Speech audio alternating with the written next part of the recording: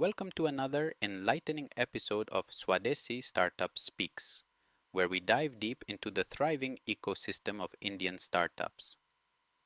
In today's episode, we're exploring the remarkable progress and innovative strides made by Indian startups across various sectors. From the significant presence of women-led businesses to the latest developments in the realms of Web3, biotech, and AI, we uncover the myriad ways in which these startups are carving a niche in the global market and contributing to India's economic growth. According to the Government of India, there are currently 11 found 49 and 02 startups recognized under the Startup India initiative as of October 2023. Of these, 54/9 have at least one woman director, and a total of INR 13832.91 has been invested in 718 startups through the Centre's FFS scheme between 2018 and 2022. The Startup India initiative was launched by the Indian government in 2016 to create a vibrant startup ecosystem in the country. The government has implemented various schemes and incentives to support startups, including Fund of Funds for Startups, Startup India Seed Fund Scheme, and Credit Guarantee Scheme for Startups. These schemes aim to provide financial assistance to startups for proof of concept, prototype development, market entry, and commercialization. The government has also established the Credit Guarantee Scheme for startups to provide credit guarantees to loans extended to recognized startups by scheduled commercial banks, non-banking financial companies, NBFCs, and venture debt funds. The Indian government is supporting startups working in the Web3 and blockchain space through the establishment of a Center of Excellence, COE, in collaboration with MeitY, STPI, and other organizations. The COE will identify and evaluate blockchain startups and provide incubation facilities. The government is committed to ensuring that innovators and startups from India create the future of Web3 and the Internet.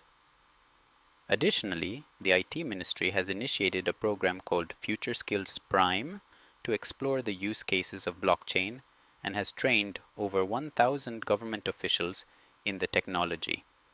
Google has withdrawn its appeal against a Delhi High Court order that instructed the Competition Commission of India, CCI, to hear petitions from Indian startups regarding Google's new user choice billing system. The CCI now has the quorum to hear the pleas, and Google's counsel has stated that the order was passed by a single judge when the CCI did not have the quorum.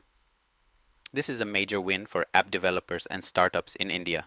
Global Bio India 2023, hosted by the Department of Biotechnology and Biotechnology Industry Research Assistance Council, has brought 5 international startups to India to contribute to the country's growing biotech industry.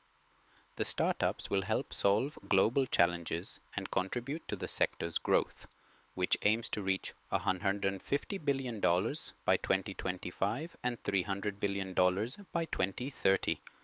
This collaboration will not only benefit India, but also contribute to global advancement in biotechnology.